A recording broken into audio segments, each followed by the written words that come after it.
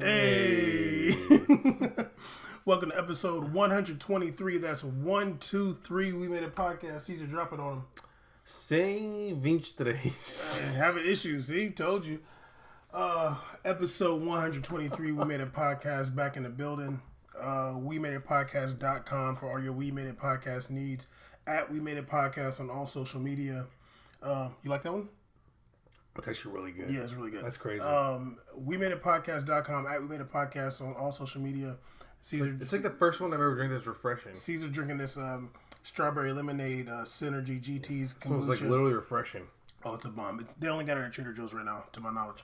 Oh my god. Yeah, careful. At We Made It Podcast. Make sure you check out Joe the Gooner, the big homie. The only JoJo. Supposed to be dropping the recaps, but you know what I'm saying? We gonna drop it for you if he don't. Make sure you follow Tiki Taka on Twitter, Tiki Taka Podcast. Make sure you follow Brazil C's. Make sure you Caesar had a big. Go ahead and tell me what you did this weekend. No, half of the weekend. Oh. The second half. So of the I went weekend. to Hollywood Hills. No. The second half of the weekend. On Sunday, I made my acting debut. Why don't you sound excited? Jeez, come on, it's exciting, yo.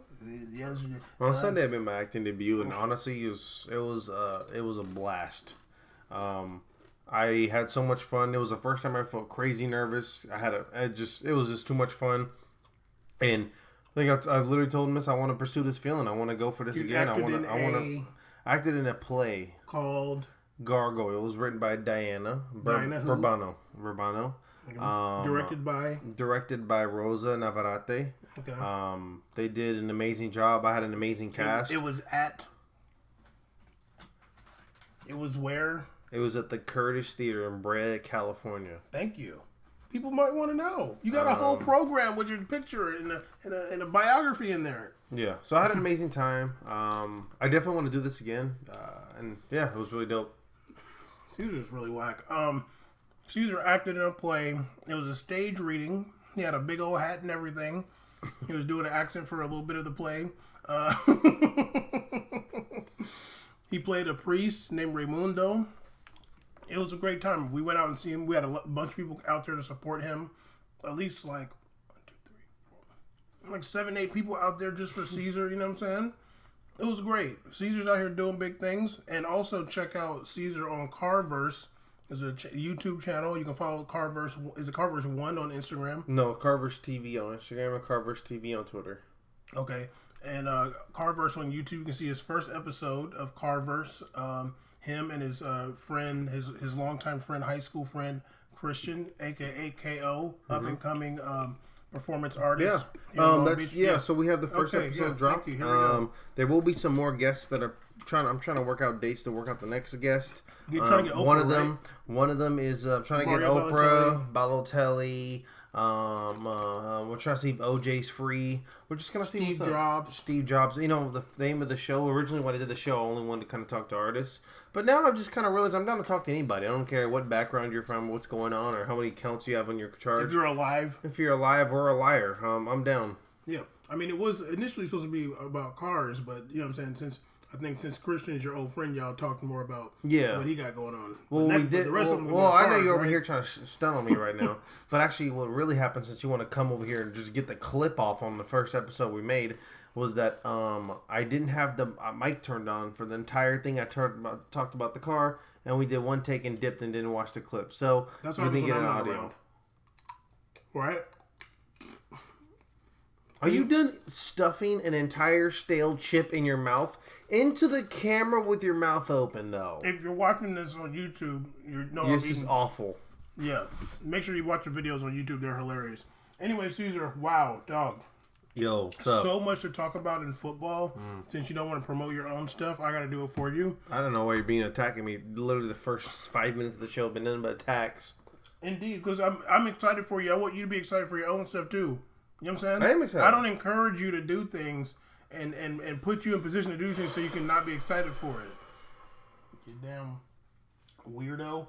Caesar, on this episode of We Made a Podcast, we're going to be talking about... Of course, we're going to do the best game recaps ever. What's up? We're a game recap show now, so we're going to start with game recaps. But I want to say something about this isn't before we start the episode officially. We're going to talk about the Champions League group stage, what we got, what we think's going on there. We're going to talk about some of these transfers. Today was the transfer deadline day. You'll be hearing this tomorrow. That's insanely good. And tomorrow the transfer deadline day will be over. But we're going to talk about these last minute transfers. And my theory that I've mentioned before is going to be restated. About transfers. We're going to talk about Lukaku and these monkey chants, of course. Shocker. Which I got to hear for the first time. Like, actually Live? hear them. You're like, whoa. Like, I'm like, oh, okay, they are doing, like, gorilla sounds. Okay. Because I didn't know. Wait, is that like the first time you've ever, like heard actually it in a game? heard it, yeah. Really? Oh, yeah. The first one for me was the Juve Balotelli game. I was like, hey, man. That's... Years ago, like 5 years ago. Yeah, right? I'm saying I said the first time. You know what I'm saying? But it's like 5 years ago. We're still talking about that. Yeah. So I was just like, oh, that's really loud. Oh yeah. Oh, hey, I got a lot to say. That's not 14 people in a corner. That sounds like a majority, sir. And we're gonna talk about Steph Curry at the end too. Hopefully we get to it. But want to say real quick before we get into things. Hopefully everybody's surviving from Hurricane Dorian. I don't know if it touched down in Florida yet, but I seen the video out there in the Bahamas and Carolina, I believe too. North Carolina. It's supposed to be like Carolina area. Like okay. The north part of Florida. Well, I hope they don't get hit really hard. Hurricanes are very scary. Category 5, too. Yeah, apparently the King of Israel has never heard of a Category 5. Yeah, and he said it 8 times in 2017. Yeah, that's the best video clip out ever. But I never heard of one of those. Have you heard of one of those? Category 5. They said it was a Category 5. I didn't see that video. Yeah, every time he's doing it, it's so good. And disappointing. But yeah, hopefully everybody's doing good out there. Yeah. We talk. Go ahead. Yeah, sorry. I hope the homie. I have a couple friends that live in that area. I hope they're safe. What area? Hope they're okay. And in North Carolina and South Carolina, I hope that Chris and all them in Myrtle Beach are all okay. I know it's supposed to be one of the main evacuation point lines. So please, everybody, stay safe. Stay dry and find a good place to get together and help each other. There's a time when things like this happen. Let's come together as humans to help each other out. I got history in North Carolina and South Carolina. My cousin almost drowned in Myrtle Beach. And North Carolina, I got some history.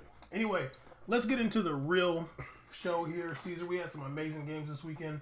Since the only game you watched was Juve Napoli, I'll save it to the end. But I did watch a bunch of games. Now, before you do that, I just want to say the reason why. No, it's okay. No, I'm not criticizing. That's the only. I'm just saying that. It's not really about me, but I think it's just everybody in general. We don't live in Europe, so like the time zones for these games aren't always the best thing in the world. So the thing that makes it better is that thank you. At least ESPN Plus allows you to watch games at an later time. They have a whole backlog of games saved. Yeah, the replays. Yeah, the replays, the full replay. Shout out BN for being this old and not having that. Well, you can't even watch the games with BN. No, I can't at all because they're in Spanish for me, or I can't connect to them. Yeah, no. I don't even care no more. BN's trash. I had Connect is garbage. I had it on a list. I was like, oh, I'm gonna watch Mallorca play because I want to see Tec Kobo play. I want to watch Real Sociedad play, and I want to watch Real Madrid play. I had 3 games I wanted to watch. I wanted to do my debut tracker. I was gonna call it the take tracker, not Take Fusa, take tracker. Who? For Take Fusa, Japanese kid, Real Madrid player. I want to track him Isn't in the his game. Name Kubo? It's Take Fusa Kubo. Okay, see, you need to relax. So I want to start calling him. I want to call him Take. I want to call him Take Tracker. And on the back of his jersey it says Take. T-A-K, which is kind of fresh. All right. And then I wanted to actually see Odegaard for the first time in years. I want to really see what's back. Because I remember the first time I saw Odegaard, I was like, all right, he's just a lefty. And he's kind of skinny. What's going on here? Now I've heard he's balling. So. Well, has failed us for years. Oh yeah, absolutely. Since Copa America, it was downhill. Whenever that Silverlight thing started, remember that? It was just downhill. Since 2015 Copa America, it's been all downhill from there. And now it looks now they're renegotiating another 8 years. Caesar, you need to relax with that. I didn't realize I had a tank top until right now. I'm so mad. I'm so mad I'm in a tank top right now. Okay, Caesar, I'm going to go through some games really quick before we get into Juve Napoli, which was turned up. I did watch Metz versus PSG. These coaches just bother me so much. It's really annoying. PSG was coming off a loss to Rennes. Thomas Tuchel, these guys just literally, how we said last season, they just want to tinker and do ridiculous things. And if it works out, they look like a genius. This dude, okay, they're coming off of a league loss. and they don't have three of their best players. Their three best players, basically. What is this? Oh, why is my phone there? They don't have Cavani. They don't have Mbappe. They don't have Neymar. And there were some other injuries as well. This dude, for some reason, wants to start some 17-year-old named Al-Shish in the midfield. And I'm like, why? Al-Shish? Yeah, I'm like, why are you doing that? He's never played before. It's his first senior cap. Why are you doing that when you have Paredes right there? He started Verratti, Idrissa Gueye, and this young dude. I don't know, why don't you just start the person that's a baller so you don't mess around and lose 2 games in a row? And you can just sub in this never player. Why does he have to start the game? You know why, though? I know why. Why? He thought he was trying to be cool. But that's what I'm saying. He wanted to steal the headlight from the Barcelona thing that's going on, where they start their 16-year-old, and then he scored, and he just scored too. Yeah, so he's like, I want to look like, I want to, I'm like, get out of here, dog. Possibly. But yeah, I just didn't like that you're starting a youngster after a loss. Like, yo, you got it's not time for that. Yeah, you got to start your best players. You do a youngster after you won 5 in a row. You're like, oh, exactly. we're chilling. In the 8th minute, Metz almost scored on the counter. PSG, I'm not going to go through all the notes, but PSG played poorly in this game. Di Maria scored a penalty they got lucky, got a penalty that some dude on Metz just silly foul in the box. And then Choupo-Moting scored on a free header off of a free kick. PSG never played well this entire game. He brought in Paredes in the 64th minute for the young guy. PSG looked bad against Metz the whole time. The only bright spot was Idrissa Gueye. I like him. He's a real CDM. Yeah. That's what Gueye? That's what they've needed for a very long time. Watching PSG's midfield and just even though I'm going to talk about this player because I'm going to recap this game, I realize, and it might sound crazy, I've been spoiled watching Guendouzi. I'm spoiled. Guendouzi's so good. And you just don't see enough midfielders who get the ball and turn around to do a forward pass. I'm spoiled watching this dude. I can't stand to watch other midfielders. I'm like, damn, I wish they just had Guendouzi there. But anyway, PSG won 2-0. But don't let the scoreline fool you. They looked terrible the entire game. I also did watch... not the entire game, but I watched some of Southampton versus Manchester United. Holy Jesus. Only because I already seen the score. No, this is what I did. I watched until... okay. Daniel James, who's a baller. Young two names is good. Two first names is a baller. Two name is a baller. Really, he literally 2 nicknames. Danny Jimmy. He's a baller. He scored in the 10th minute, so I was like, okay, you know what? I'm just gonna fast forward to see if Southampton scores. Yeah. And then they did score in the 58th minute. So then I watched for the rest of the match. Mm-hmm. Lingard came in the 68th minute. I did a tracker for him. I saw 3 bad plays and 1 good play. He was whack. And the game ended 1-1. And I said that, man, you look average. Like, they look like an average team at this point. Mm-hmm. That's Juve Napoli. Okay, really quick. Damn, what's this game? I just want to say I really actually enjoy watching, like, those EPL games. Like, all the quality that they put out for the TV quality. Like, that's really good reception right there. Like, when you watch those EPL games, like, they got all the good cameras in this game. It's so clean. There's a lot of effort put into it. Jesus. The production value is insane. Absolutely. The game that I was like really most excited about this weekend was like the 2 games I was excited for is Arsenal Tottenham and then Juve Napoli after that. But I did watch Arsenal Tottenham beginning to end. This was a really good game. Unai Emery finally started Torreira and Guendouzi together. And I put that he's not tinkering because I feel like it was the game before this. He came out with that 4-4-2, and it just wasn't a good look. Okay, and who played? Arsenal Tottenham. Okay. Yeah, North London derby. Ah, Pochettino's still starting Lamela, but I put that it's nice to see Arsenal's true best 11. He had Aubameyang, Lacazette, and Pepe up top. Guendouzi, Xhaka, Torreira in the midfield, and I forgot who was the guys in the back 4.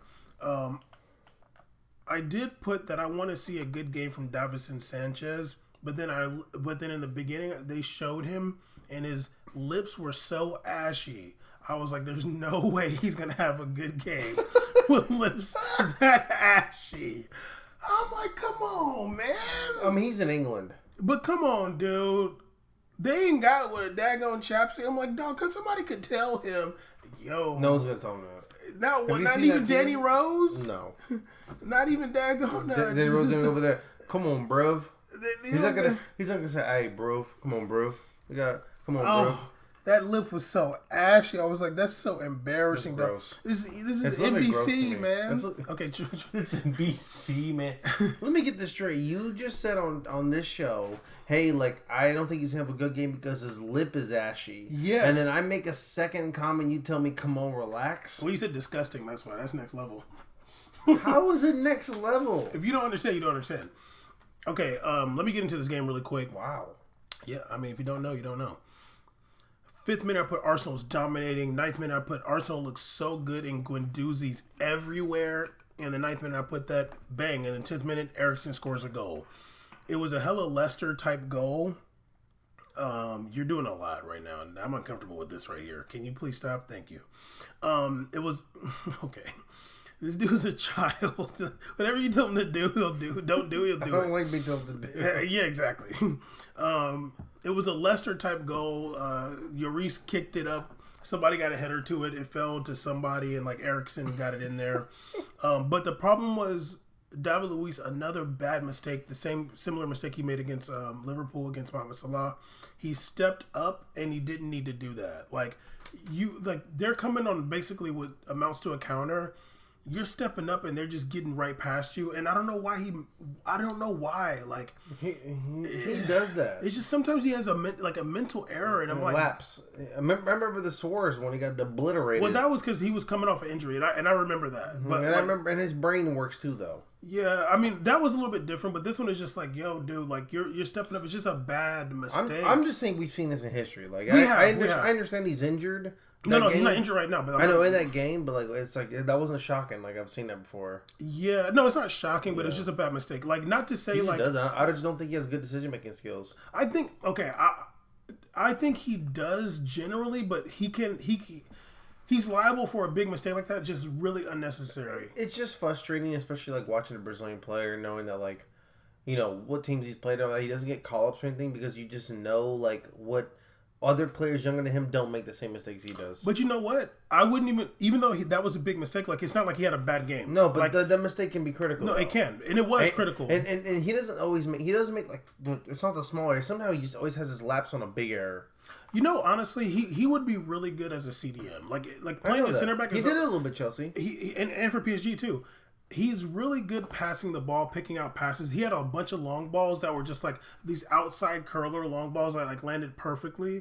I think the center back thing, like he's slowing down. He doesn't have the same level of athleticism, and I feel like when you're slowing down, you don't want to run as much. Like you don't want to do it, so you're like, let me just gamble on this, trying to tackle the ball up here. But if they get past you, like you can't catch up. But since you don't have that speed, you're like reluctant to just run with the person. Yeah. But anyway, Arsenal was dominating up until the 10th minute. Eriksen scored that goal. Tottenham was looking better after that goal. 20th minute, I put Pepe's been absent. There was a yellow card for Rose and Lamela in the 28th and 32nd minute. 36th minute, I put Guendouzi saved a potential goal. Like it was a really amazing play. The ball fell to Harry Kane in the box. Guendouzi just like came from behind him and got that ball off of him. Tottenham was looking better after they scored, but Arsenal was still looking really good. Then the penalty called on Xhaka on Son in the box. I'm like, oh my god, there's a penalty. Like, yo, like you're shooting yourself in the foot. Literally, Arsenal. Xhaka fouls Son in the box. Penalty. Harry Kane steps up and scores it in the 40th minute. But a lifeline in the 45th minute before halftime. The 46th minute before halftime, Lacazette got a goal. It was the ball was like kind of pinging around in the box a little bit. It was a real fighter goal by him, and I'm pretty sure it was on his left foot. Bullet in that net. So we're going to halftime 2-1.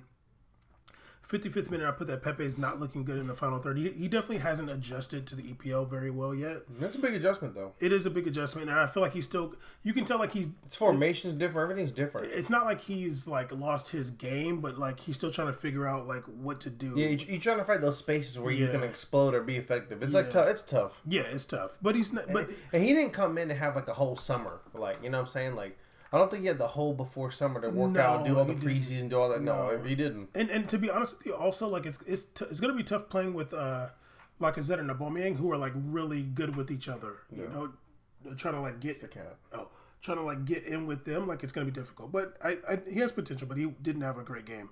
Yeah.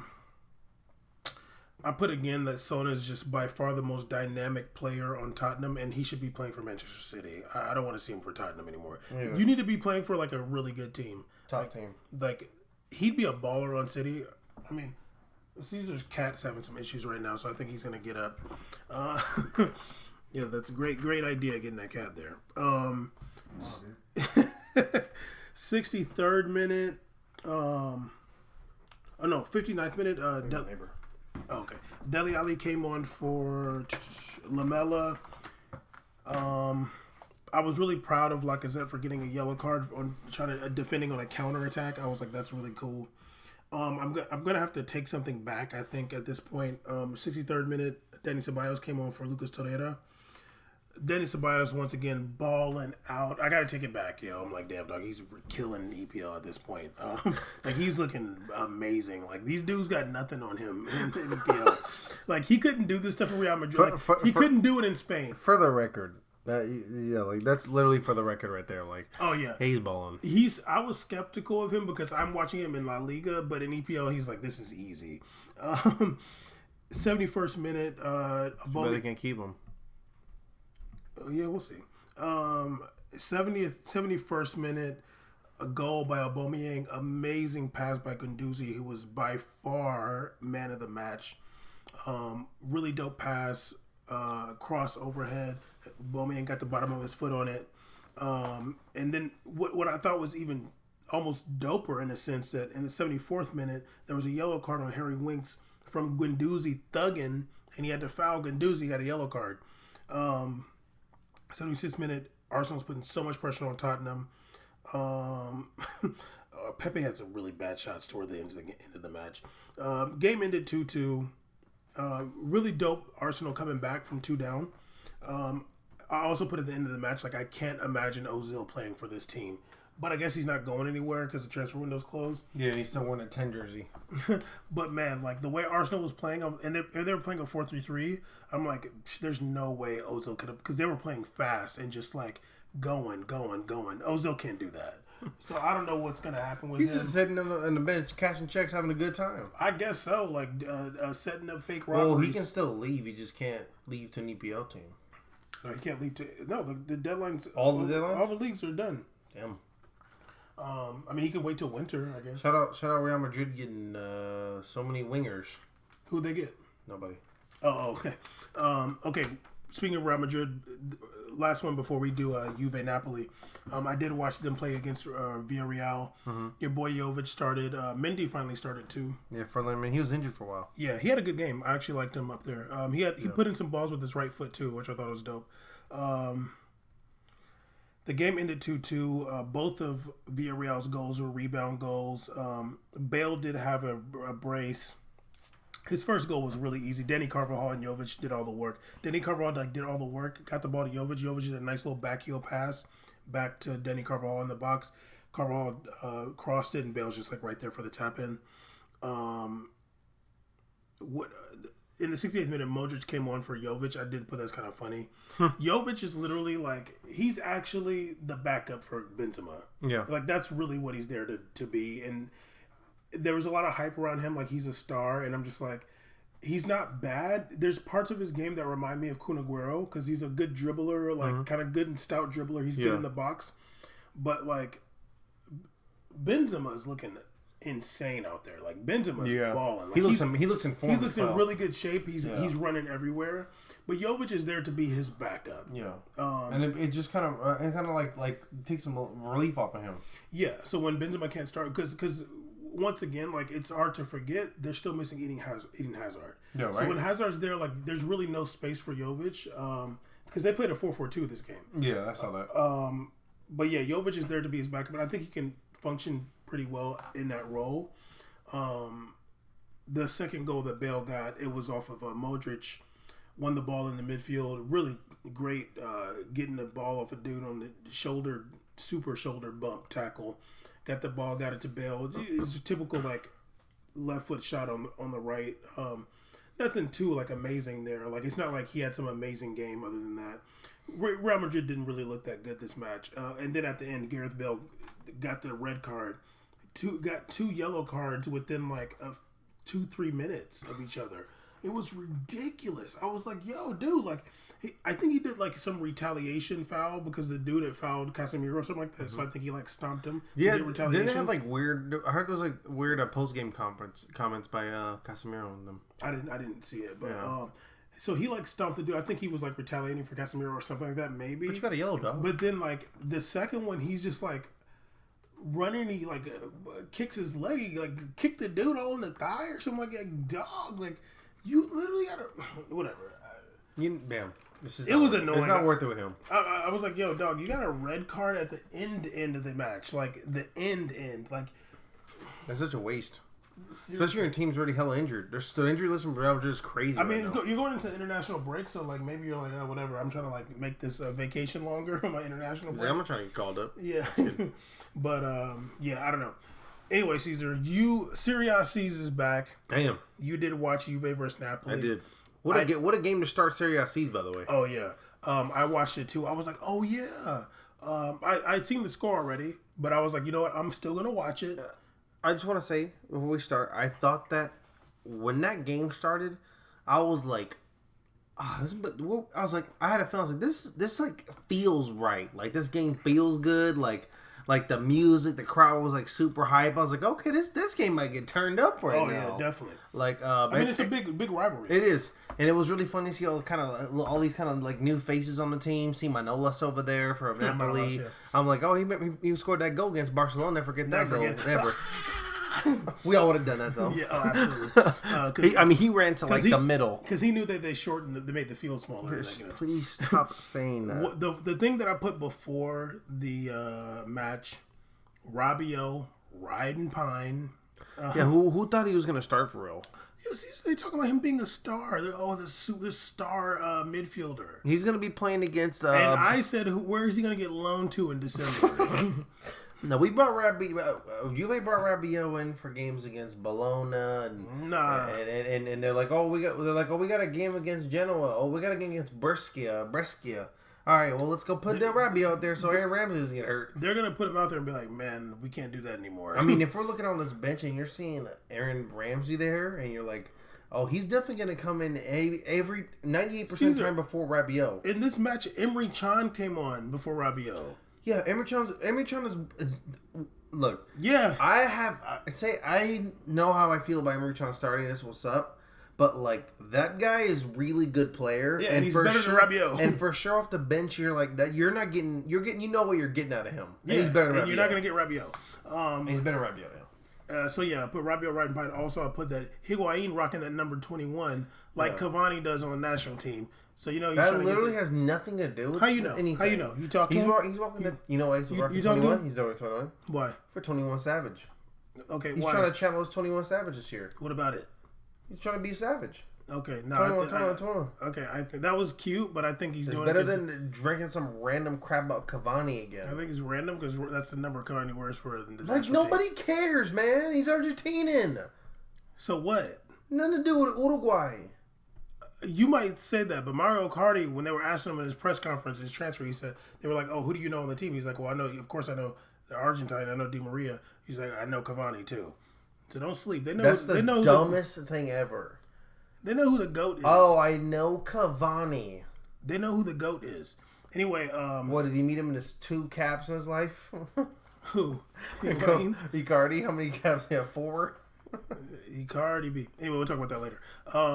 Man, the 3rd minute, I put Douglas Costa, did a nice cross the field pass with his right foot. I was like, look at this guy. He said, hey, you guys, I'm about to turn 30. It's time we start doing these right-footed passes. They were like, what, 30? Damn, you never scored more than 8 goals in a season. What do you mean turning 30? You're the one that told me that. Yeah, he's a human highlight reel. Not the human goal scoring reel. Exactly. 5th minute, I put that Koulibaly. He's had 2 nice sliding tackles. I already knew what happened in the game, so I was kind of watching it to see if the narrative surrounding the match was like accurate. Yeah. Or as DJ Khaled would say, accurate. The narrative. 15th minute, Desciglio, your boy got hurt. And then Danilo came on for Desciglio. And then in the 60th minute, Danilo got that goal off that counter. Danilo said, okay, I still think that Cancelo trade is atrocious. Mm-hmm. I still think it's the biggest mistake Juve's going to make in a while. I can't believe it unless you're trying to save some money. Because Cancelo's ridiculous. He hasn't played yet, I don't think. I mean, he just switched teams, yo. Caesar's cat is in here wilding out, guys. He's attacking a plastic bag. Yeah, he's in here wilding out. Maybe you should open the door. He won't leave. He'll run away when I go over there. Okay. So we're just stuck. So anyways, but Desciglio starting. So I mean, on one side Desciglio started also, but Danilo didn't start on Juve either. So they both haven't started on either teams. Danilo hasn't started, and neither has Cancelo. I'm just saying that's a bad trade. But the thing is like I know for sure Danilo's better than Desciglio. Like, I know think that. so? Oh yeah. I think that. I just think because Desciglio's only one, he only can just play some defense. That's it. He can't do anything up front. He can't do any. He has no foot power. No nothing. Danilo's good at scoring goals on both sides of the field. I don't know about good at scoring goals, dog. Yeah, Danilo can score goals on both sides of the field. Okay, like he can score own goals, but yeah, he's not much what of my joke was about. Okay, but he's not much of a goal scorer for real. I didn't say he was a goal scorer. I just said he. Okay, so you were just trying to be funny. Absolutely. Okay. Anyway. Danilo did get that goal off that counter. I feel like he wasn't even there for the corner. I feel like he just like came on the field and then shit was starting. No, he was running. Come on, I'm saying I think he came in at the halfway and they was like, oh snap. You know, like if you like come in the game later and like on the fast break, he's like, oh, I'm already here. Like he was like looking into your bag. Now, he was I didn't see him down there. Yeah, he was. He was in the middle. But anyway, Douglas Costa gave him that assist. He was just like right. He ended up in the right place at the right time, basically. 19th minute, Higuain put that nice move on Koulibaly. He did a karate kick. Now, I seen people criticizing Koulibaly for that. I'm like, yo, that move is not like Koulibaly has to not foul Higuain in the box. Like that move that Higuain did, it was dope, but like. He's in the box. He's not hitting that little chop back every time. And the ball actually got away from him too. That's why he had to do that weird shot. So I'm like, yo, like people are like, oh, like he got him. I'm like, yes, technically he got him, but like it's not like every single time that's gonna come off. Like it wasn't like he just like did some amazing thing and destroyed him, like a move that you get usually. Higuain kind of got lucky on that move, but it was dope for Higuain though. Yeah. But it wasn't like so bad for Koulibaly. Like any defender's gonna get got by that move in that situation. So yeah, at this point, Juve's up 2-0. This was actually funny in the 22nd minute when Bonucci was bleeding, and they showed the replay. I'm like, Koulibaly elbowed him in the head. I'm like, that should be a red card, dude. I was tripping. I thought when they were showing a VAR and he wasn't gonna get a red. I was like, dog, you about to get red. At least get a yellow. Yeah, no, I agree. Because I'm like, dog, like he's bleeding. So not like it didn't even look like he hit him that crazy, but like obviously he did. It's an elbow. Obviously, it's not like his tricep. It's his elbow. I'm like, dog, that's at least a yellow card. That was funny. I was like, damn, okay. But this ref was lazy. I did realize that at some point. I did put on that same corner. I put that as cute seeing Mertens in the box because literally he's like so tiny. Yeah, he's in there. 30th minute, Khedira got a 1v1 shot saved. Then in the 33rd minute, Khedira hit that one off the bar, really nice shot. Juve was dominating at this point. Had a couple yellow cards for Napoli. And then I put before halftime, I put that Mertens or Insigne hadn't really had much popping. At halftime, damn, was this the case? Oh, Chucky Lozano came on for Insigne? Yeah. Okay, I mean, I have that written, but I don't really remember. Chucky came in. So Chucky Lozano came on for Insigne, and your cousin Mario Rui came on for. That guy couldn't look farther from my cousin in history. Okay, that's racist, but all right. I don't give a damn. What the fuck I gotta do with Marco Rui? Hey man, chill out. This dude's hot. I wish I could see his. Steaming. I wish you could see his. I'm steaming. Can you chill out? I'm steaming. I got on actual clothes, so like, come on. Okay, it doesn't mean we're both not hot. Yeah, but like, you can relax though. All right. So anyway, Rui came on for Gulam. 52nd minute, I put that Napoli's playing well. They're playing well in the second half. 57th minute, I put that Koulibaly should have got a second yellow card. It should have been his second yellow. On God, I put the ref sucks. 60th minute, Emre Can came on for Khedira, and I put LOL Rabiot. 62nd minute, CR7 got that goal. Really nice cross by Douglas Costa. Him and and it was a really nice left-footed shot by Ronaldo. Him and Higuain. You might have noticed Ronaldo and Higuain celebrating together, hugging each other. Man, I don't think they have beef. I totally said on the show, if Higuain scores, Ronaldo's gonna just run away and not celebrate with him because he's not a team player. Caesar, I'm not criticizing you. I'm just saying there's a narrative. He can go celebrate with. There's not a narrative.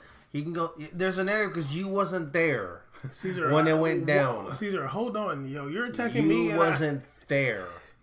You're attacking. There's a whole narrative going on. They don't like each other, even though I've been here for 4 years. I can't really deal with you being hot and Aggie right now. Like I can't. What the hell is Aggie mean? Aggravated. Don't be saying Aggie on the show. We're talking about college football. The Aggies. You're fired, dog. What? Can you relax? I need you to just don't think about being hot right now. But yeah, they did celebrate together, which I thought was dope. Oh, snap. 66th minute. Okay, Napoli starting to get that comeback. Manolas got that header off the free kick. 2 minutes later, Chucky Lozano got that goal. Really nice cross by Zielinski. Your boy De Ligt got lazy. What does this say? In the 69th minute, right after that, Douglas Costa had that one shot that was saved off the bar. That was really close.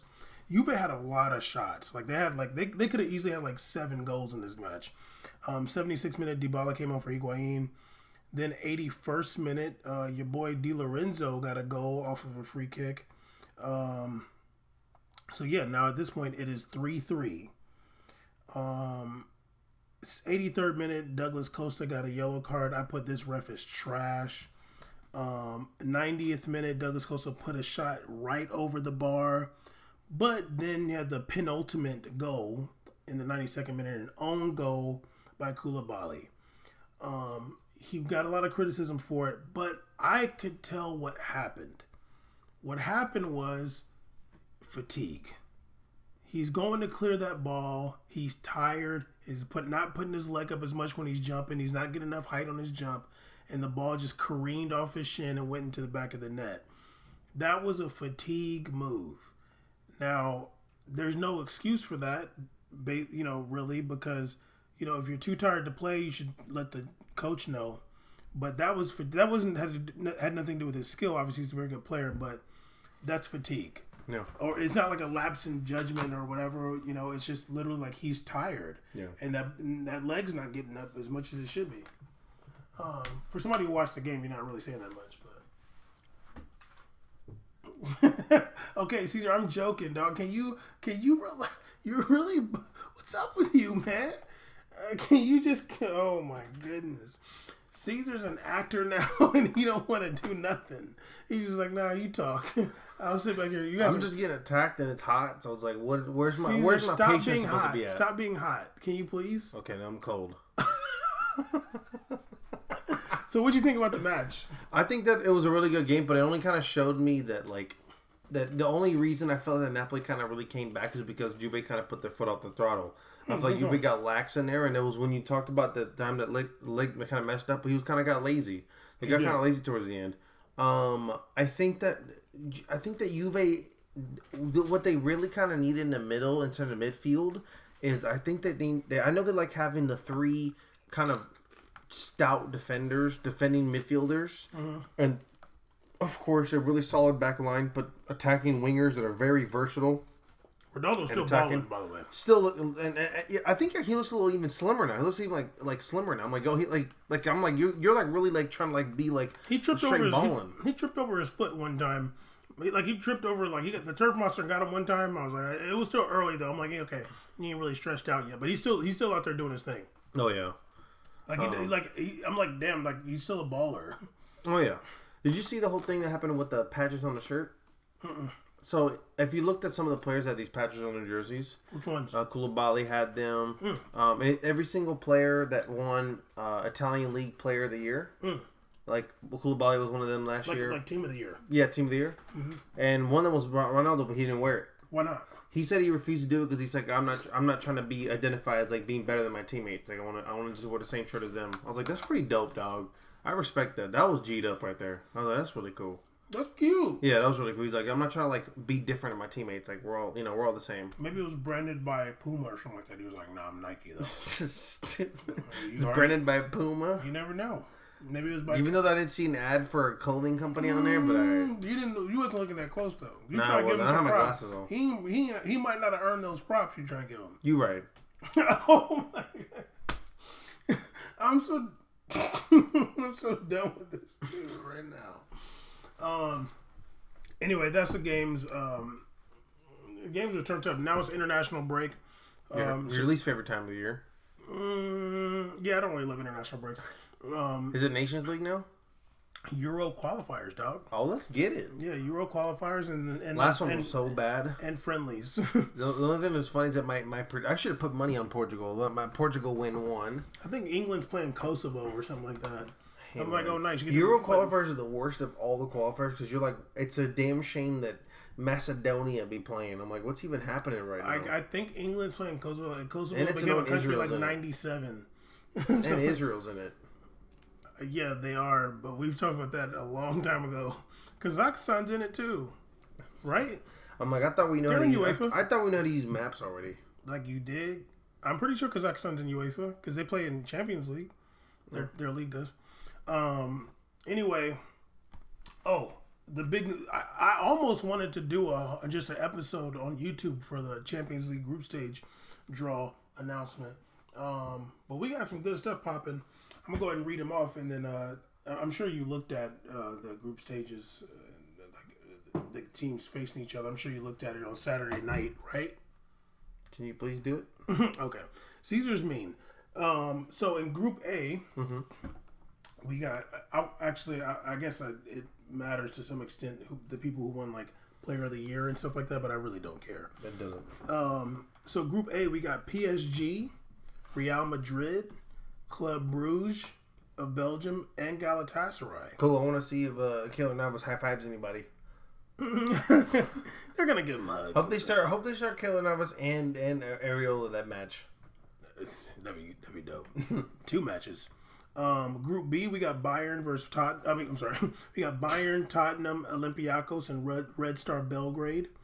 Who in their playoff match? One of their playoff matches, they had one of them old Serbian tanks out there in front of the joint. Hey man, let's not have that. I mean, whatever. It's a war machine. It sure is, and that's a Marvel character. Group C, we had Manchester City, Shakhtar, Dinamo Zagreb, and Atalanta. Oof. Gifted the easiest group. Manchester City was. Group D, we got Juve, Atletico, Bayer Leverkusen, and Lokomotiv Moscow. Group E, we got Liverpool, Napoli, RB Salzburg, and Genk of Belgium. Group F, we got Barcelona, BVB, Inter, and Slavia Prague. Oh, that's a tough group. Group G, we got Zenit, St. Petersburg, Benfica, Lyon, and RB Leipzig. That'll be the least watch groups. Yeah, and also the one I have no idea who's coming out of. Yeah. And then Group H, we got Chelsea, Ajax, Valencia, and... That'll be the least watched group. Yeah, by far. Chelsea, Ajax, Valencia, and Lille in the last Group H. Now, I think... So, people are saying the group of death is Group F, which is Barcelona, BVB, Inter, and Slavia Prague. I kind of think it's Group H because it's Chelsea, Ajax, Valencia, and Lille. Like they're not like that far apart from each other for real. But the like, group of death is supposed to be like the big teams. It's supposed to be the big teams. It's supposed to be teams that can win. Chelsea's so freaking bad that I think Chelsea's really going to be last in that group. I don't think it's a group of death. I think Chelsea's so much worse than Lille. It's crazy. Chelsea's disgusting Lille's to lost watch. some players though. Yeah, but so is Chelsea. They look disgusting. Chelsea looks like they're just out here just running around for training purposes. But they drew Sheffield United though. Oh, that's a positive. Good thing they drew the Sheffield of United. Well, so then I guess like by your definition, it would be the Barcelona BVB Inter. Because I think in that group, Barcelona BVB Inter, that's the group that actually players came into. You have new players on that team to make the teams better. Yeah, like especially Inter signed like 400 people. That's Fiorentina. Fiorentina signed 400 people under 5 million. But I honestly, like my group of death will be Group H: Chelsea, Ajax, Valencia, Lille. Like, then you'll watch that game, you'll watch Ajax versus Chelsea, and you'll be like, "This is rough." Then you'll watch Valencia Chelsea, and be like, "Oh my god, can it please stop?" Then you'll watch Lille versus Chelsea, and be like, "This is probably the poorest football I've seen in years." I think it's really whack Manchester City's group. Man City, Shakhtar, Dinamo Zagreb, and Atalanta. Sometimes that's how the ping pong bowls roll. But I'm excited to see Atalanta in the group stage, and I'm excited that Duvan Zapata is going to be playing Champions League. What? You didn't even watch Atalanta last year. Why do you care? I watched a couple games of Atalanta last year. Last year. Caesar, you didn't use my ESPN Plus for Italy at all last year. No, you're right. You watched them 2 years ago. No, hold on. I did see Duvan Zapata play last year. Maybe they were in Europa last year. I can't remember, but Duvan Zapata's a baller, and I remember a couple years ago him thugging out Juve. When I think he played for Udinese. They have Maximiliano Gomez or whatever. Maxi Gomez, the little Papu Gomez. Yeah. I think he's on there too. So good. Little short dude. He's a little baller Argentinian. I mean, even Group A with PSG, Real Madrid, and Galatasaray, that's not that bad either. That's a tough group too. I have no idea who's gonna make it. Galatasaray just got Falcao. Yeah, and Lamina. That's right. They did. They got my boy Mario Lamina, who he's been eating pretty good out there lately. I was like, oh. But he is a true West LA gangster, Lamina, right there. Yeah. Same block as Blueface. Same block as I can definitely see Blueface and Lamina going to high school together. Oh yeah. And then they talk to you like he doesn't speak English. 24-hour fitness Lamina out there hooping. But yeah, I'm excited for Champions League. I think it starts September 18th. I could be wrong though. But that's going to be exciting. PSG, Real Madrid again. I remember when they played each other in group stage a couple years ago. That was the one time I've seen Rabiot have a good game against like good competition. It was one of those games. And then they also played in the round of 16 a couple seasons ago too. Maybe it was one of those games that Rabiot played good. No, I think it was a group stage match. But I remember that one in the second leg. Dani Alves was garbage, and Ronaldo had him on the ground. But yeah, I'm excited for that. I'm trying to wait for you to get the part where we talk about Icardi to PSG because I got some bars to drop. Okay, yeah, we're going to get into transfers right now. So, let me go through some of the other transfers and we'll talk about that. Of course, I'm down. Let's go through this. That's deadline day. We'll talk about that one last then. Corn chip. We'll talk about PSG ones last. Yeah, actually. So yeah, Falcao went to Galatasaray, which I think is kind of cool. He's gonna be playing in Champions League against Real Madrid and PSG. Yeah, he went to Galatasaray. I think it's a cool environment. Like they got it cracking over there. Yeah. Falcao at this point, he's still balling out in Copa America. He's still an international icon. You know, 25,000 people came out to greet him. People know Falcao. I mean, dude, it's crazy because we haven't really been seeing the last couple of years. But that era where he was just on top of the world from going FC Porto to Atletico Madrid, he was just insane to watch. I couldn't believe this. And Colombia was so bad back then it didn't matter. Like he was just insanely good. It was really cool because it's not often like we get treated with like superstar nines, like true nines. Yeah, they're like real stars, and he's like one of those like last of that generation of nines from like that early, from that mid like that tens, the 2010s. He's one of those nines from the early 10s that was just, like, ridiculous. One of the most handsome players as well. Good-looking guy there. Also, we got... Stop it. Where was you Saturday night? I'm joking. We also had Jean-Kevin Augustin and Bakayoko to Monaco on loans. Yes, I could not believe in my life that Bakayoko still gets jobs in top tier teams. I was like, hey, y'all definitely don't watch film because the Caesar tracker. We watched the Bakayoko tracker. It was the worst thing I've seen in my life. I couldn't believe how bad he was. But yeah, he's back for some reason. I hope he plays center back. Then I'm down. He couldn't do Italy. Like, he couldn't do that Milan life. He should go play center back. Yeah, he's big and tall. He's probably better than these random dudes like Afalolo. I'm like, who's out there in the field Well, the thing is, too, he wasn't even that good at Monaco. I was like, he's not even... when we were like, no, Chelsea wasn't watching for it. We watched games. That's not the guy that was good. Yeah, no. He was just in the right place, right time for some of those headers. Yeah. And he's like 6'9". Exactly. But I thought it was good. I was actually upset because I was hoping they were going to get Chiesi off of Atalanta. Or Milan, the loan to Milan. They were talking to him. And I was like, yo, that would have been a good signing. That guy's ridiculous. But you want to... He's like only like 22 or some crazy number. Or 23 years old. Very young. Because I remember... You're taking penalties from Milan, too. The Atalanta year that they went like 4th in the league or something like that. 3rd in the league that they balled out. Remember that? The dream year, they gave him a We Made It award. Who, Frank Kessier? Atalanta. I think that year he was there. He was like at 20 at the time or 21. Yeah, he was very young. Was he at Atalanta? I can't Yeah, remember. he was that year that they like went Super Bowl. And that's why the next year he got loaned out to Milan. No, they bought him. Yeah, they like loaned him, then bought him, whatever it was. But yeah, he's a baller. He's a really good player. Well, maybe Bakayoko have a revival. Dog, it's over. You've been on 4 teams. Or a revival, because you never... I thought he was going to go Galatasaray. All right, see you, dog. Also, a big Turkish league news. My boy Quaresma, you know what I'm saying, got cut off Besiktas. They cut my boy, and they cut my dog on there. I just want to let you guys know, I'm the only human that speaks English that still follows Quaresma on Instagram. It's so wild on there. I'm the only one who speaks English, okay?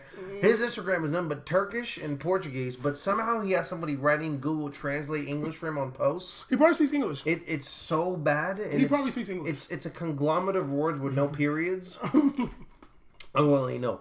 He's so dramatic on there. He's talking about, I want to play for you guys, but the president doesn't want me anymore, and I love you forever, and the president say he doesn't want me, so I guess I'm leaving. And now he's playing for some team called Krakazankinspor, I don't know, and some blue team in Turkey. So I was hoping that he was going to go to a good team, but he's over there playing for Korispenpor. Well, I would imagine he does speak English. He probably does, man, but that English is crazy to read. It's actually, I'm not going to lie. He probably can't write it. You know what I'm saying? It's actually really his Instagram's entertaining for me because when it's in English, I'm like, I'm the only one that understands this, and I'm about to have a blast right now. It's just like, I wanted to play so bad, and I love you guys so much, but the president doesn't want me anymore. I'm like, no top player says that anymore. Well, but he ain't been he's out in Turkey, so. That's true. Anyways, yeah, so my boy Quaresma, you know what I'm saying? I was actually low-key, I was like, damn, he should go to MLS. It'd be kind of cool. Oh, that'd be hilarious. That'd be dope. He should go to MLS. I'm so down. Okay, we also got Chicharito to Sevilla. That's a great move. Real transfer. Even though Chicharito was whatever last year, that's a great move. Real transfer, not a loan. Whoa. Also, we had Andre Silva to Eintracht Frankfurt on loan. Nice. I hope he goes, and if you can't score goals in Bundesliga, it's time to go back to Porto, dog. Yeah. Maybe go to Brazil. Come through. Go play for Flamengo. Like. He ain't about that life. Hesse on loan to Sporting Lisbon. I don't care.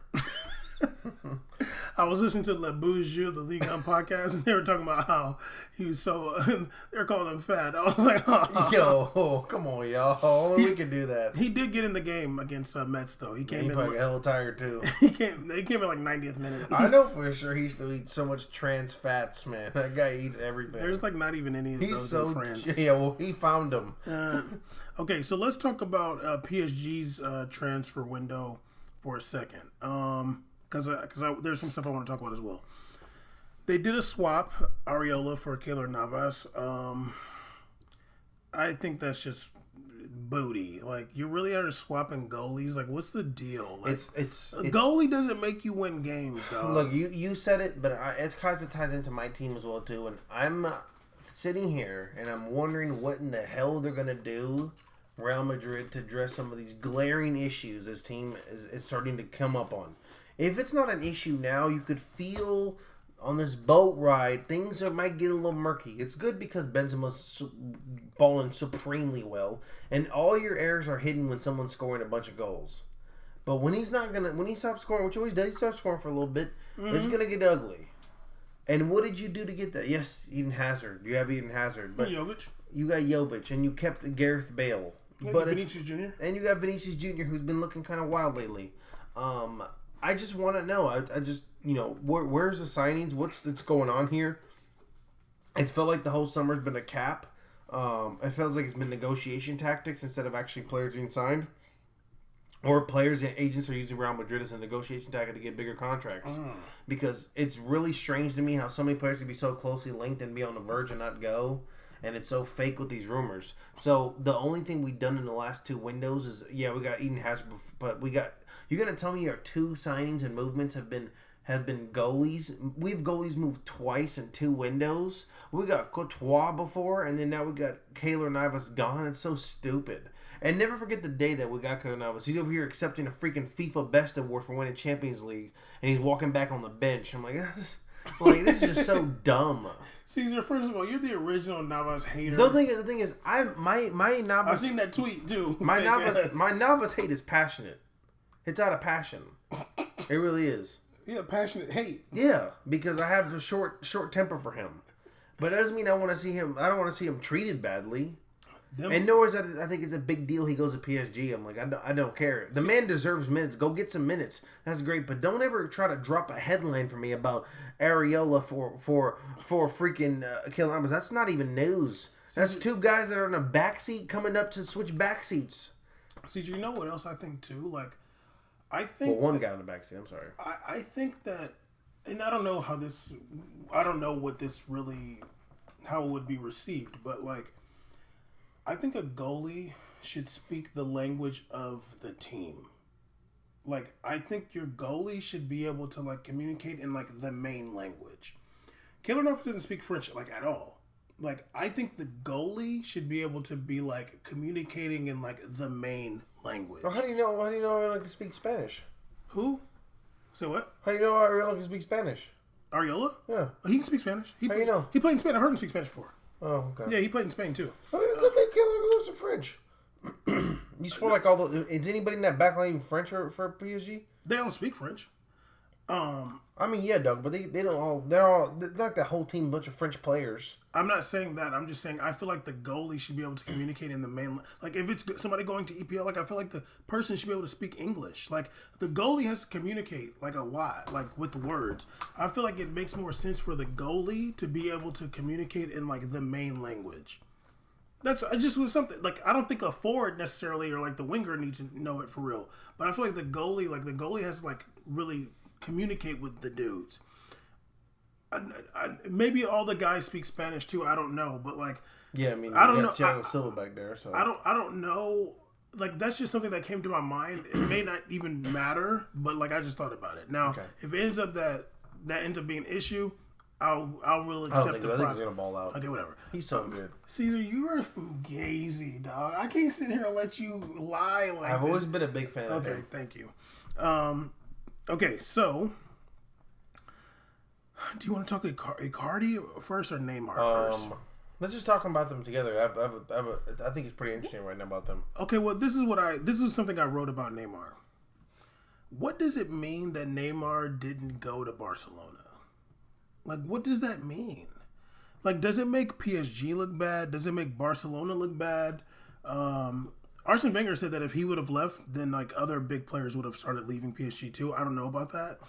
But, like, I'm like, dog, like, this whole time we're talking about Neymar going to Barcelona, going back to Barcelona. That's all we're talking about.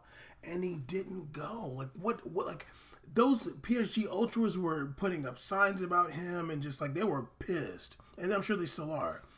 What does it mean that he didn't go? I mean, it's whatever. He didn't go. There's nothing we can do about it now. I think it's done for. He's staying. So, but like, what does it mean though? But I just think that it means that number one, I think that the rumors about the value of his value, PSG's price tag on him was heard astronomical. I saw a post. Well, they paid a lot for him too, though. So. Yeah, but they were trying to get more out of him than what they paid. Which okay, hold on. I never saw that they were trying to get more. I saw a post that said they were trying to value him for $320 million. I never saw that. I saw that. I mean, dog, it's all rumors. Yeah. But like, I saw that and I was that's insane to me. I saw the demands. I mean, to be honest with you, if Barcelona got Neymar, and they gave up Dembele and whatever they're asking for. I'm like, that's so much, dude. That's a lot for him. And like $100 million, like that's a lot for Neymar. Like that's a lot. I'm just saying it's a lot. Like Messi was saying that Messi said we need Neymar to come back so we can win Champions League. That's what Messi said. Well, it didn't work, and he didn't get him yet. I think that PSG didn't make PSG look bad. I think it made PSG actually look pretty. I think it made Neymar not like a good respect. It's like a fearful respect of PSG because I think that he's made feel like in that club he's been able to do whatever the hell he's wanted. So kind of like, random muck. He's like, yeah. They're like, yeah, dude, you can go and you can not play, but I'm not gonna let you go for pennies. Yeah, absolutely not. If you're gonna go, we're gonna get what you're valued at. Our demands, yeah. So I think that's good in terms of them as a club and organization because I don't think there's very much respect for PSG in the world in terms of a club. I think everybody just thinks them as like someone who just paid a bunch of money for Neymar, let him run amok, and just have fun and have a blast and fly back to go see his sister all the time, and that's it. Yeah. So now so I think this looks good in that sense, but moving forward, absolutely, probably the same party I was at, and then moving forward, I think that. I know that everybody was putting up those tifos and stuff, bashing Neymar and whatever. And as they should, honestly. Which is fair because I think his behavior to me is unacceptable. Yeah, because he was saying he's out of there. I can't freaking believe he got called up. I don't know why he got called up. It's friendlies and they want to make. I don't care. I don't. I think he's contractually obliged to get called up because it's friendlies. Yeah, I think it's friendlies in America. And they want to make. I think it's absurd and disgusting. It makes his call-ups look like not even like. Well, it's friendlies. I know, but it's not even an honor. He used to be an honor. But whatever. It's friendly. Whatever though. I think that if Neymar comes back to PSG, you mean? Come back PSG to play. Oh yeah, he is. Literally this week. No. I mean after the break. Yeah. And let's say the guys are still injured. Mbappe's injured. They're going to be injured. Cavani. Yeah, they're both out. He comes back in there, and he balls out. All them tifos come down. Well, the thing is, because he's suspended for the first 2 or 3 Champions League group stage matches. Yeah, I heard about that. That's fine. He comes back. He comes back. If he came back and it was Mbappe and Cavani in the field, it'd be a little more time for him to get the love. But I think that because everybody's out and they've been kind of playing he comes back and balls. Everybody's just going to come all happy again. The thing is with the media, they don't have any kind of conviction. They don't have any dedication. They don't have any respect for things that happened in the past. All they care about is the temper and the now. They're quick to forget how poorly someone's treated people or players or humans in general.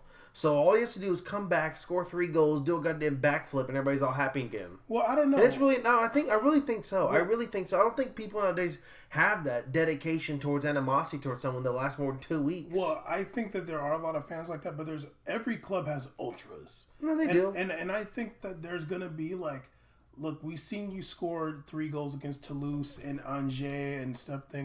There's gonna be some people that's waiting. If you're playing this season, who knows what could happen in the winter transfer window? Who knows? We've seen big players go winter, Coutinho, whatever. I think people are going to be like, we want to see Champions League results. Yeah, but you can say that. I think people want to see that, but the Champions League results are so far that they're down to see highlight reels now. No, of course they are, but it's not going to matter as much with Neymar. This is his 3rd season. Okay, I'm not trying to say that. He's not like Cavani, where he's going to go out there and he's going to score goals, and you're like, that's great. That's amazing. He's like excitement. Yeah, he's a big superstar. He's a highlight reel. Absolutely. He's fiery. He's controversial. Yeah. So those kind of people, they get people to their lowest of lows and bring them up to the highest of highs. But they also have Mbappe though. No, I know, but I'm saying Mbappe's out right now. Yeah. So I think in this critical window, if I'm Neymar and I'm the main, there might be like 1 or 2 games. If I'm the Neymar management team. And we're seeing how to do this, and his dad is in there, and his sister. We're going, hey, look, man, you didn't get out. You're not probably going to get out to winter, maybe at night, because even big transfers don't really happen during the winter. So you're going to be here for a little bit. So right now, Mbappe's out and Cavani's out. Just go in there, drop 2 goals against who the hell. Well, it's going to be tough too because he's not playing with the best players too. So he's not, so it's going to be hard to get space and stuff. He's just going to want to go there and do it all solo, do his cartwheels and do his backflips.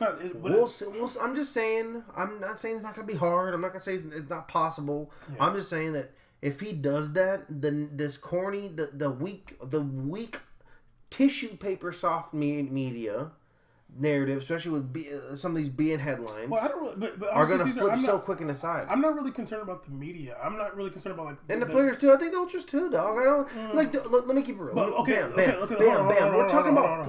Let's not talk about them. Let's talk about us. Okay. Because we're doing this because those people suck. Yeah. So for you, like for me, like I'm not really concerned about Neymar in the league or like Neymar early in the season. One, like you said, you want to leave. Like you've stated you don't want to be there. Like he's not injured anymore, and he's like not trying to play. Like I'm trying to leave this window. Yeah, he's like he's trying to leave. I don't want to be on this team. Yeah, I don't want to get hurt anyway, so leave. That's a big deal. Yeah. You know, you told the players. You're talking about for us right now. Yeah, so you've told the players and everybody and the fans and everybody, I want to leave here, but then you can't go. It's not easy to win that back over. For me, like, it's not like, okay, yeah, you can just get a goal or two against Nantes or whatever. Like, you got to do a lot. Like, you got to do a lot to be able to win that back over. You want to see Champions League results because it's not like he's been there and didn't perform. He just wasn't there. What I don't like to associate how I feel with how everybody does. I think what Neymar has to do is way above than I would ever have to ask him. What he has to do. Well, go ahead and say it. For me, Neymar has to do way more than that. Go ahead and say it. I need to actually see that. I need to actually see an adult. I need to stop seeing his kid. I need to stop seeing this behavior towards people, women, whatever. Like, whoa. Like, okay. I mean, he had the whole situation. I'm joking. You know, like he needs. I need to see a that completely stuff can't happen fast. It can't happen anymore. It can't be happening. I can't be seeing you drop a whole thread of your WhatsApp messages. On screen records, I can't see you do that, dog. He said that already happened. Dog. I know, but I can't go through that again. I can't go through. Okay, you know what that was? That was. I know. We're doing what we want. That was like me being at like a family junction, and we all found out the scoop on what a family member did. And I'm like, I can't do this twice. I can do it one family party, it's fun, but I can't do this every year. And for sure, like on the field, like I can't see Neymar deep 1-on-3s going in there. I just can't do it. I want to see the Neymar that when Chichi first came in. I want to see Neymar that when the tail end, this disciplined second half of the year Barcelona run where they won their last treble and their last Champions League win. 5 years ago now. 5 years ago, man. Basically. Time's been ticking, dog. Yeah. That beard looking thick. Are you going to start become an adult now? What's going on here? Neymar's 28 in February. He's 28. I know. One thing, Neymar is born the same year as me. At some point, man. Like at some point, I was watching him when I was 19. And he was 18. So it's like, we're here at this timeline. When do you kick up? Because it's getting ridiculous at this point. He's 32. We had World Cup or something. 3 years. I remember when Brazilians were begging him to get called up for the, was it 2010? It might have been 2010 World Cup when he was 17. 18, they're like, oh, we got to get him on this World. No, he's 19. Like, come on, we got to get him on this World Cup team. Just do it. He didn't get called up. Like, they couldn't give him that one baby spot on the body. They couldn't send him to Africa for that one spot. So, you know, it's just ridiculous. I don't know what it's going to take, but to me, it's not going to take not games. It's going to take, like, literally, you got to go. If he makes a knockout stage run where I'm just seeing the Neymar from the treble year and I'm seeing Neymar from that qualifiers, Neymar was just insane. Copa America qualifiers and FIFA qualifiers, Neymar was just insane. Yeah, I was talking about his World Cup qualifiers. Sorry, World Cup qualifiers, Neymar was insane. So if I see that Neymar, then I'm down. Yeah, it's gonna take a lot, honestly. I just gotta see. I feel like this time off's gotta see like a character, like a redo your character. It's not every day you got a player who's like seriously not trying to be there, like on that next level, like I'm out of here, and then they're there.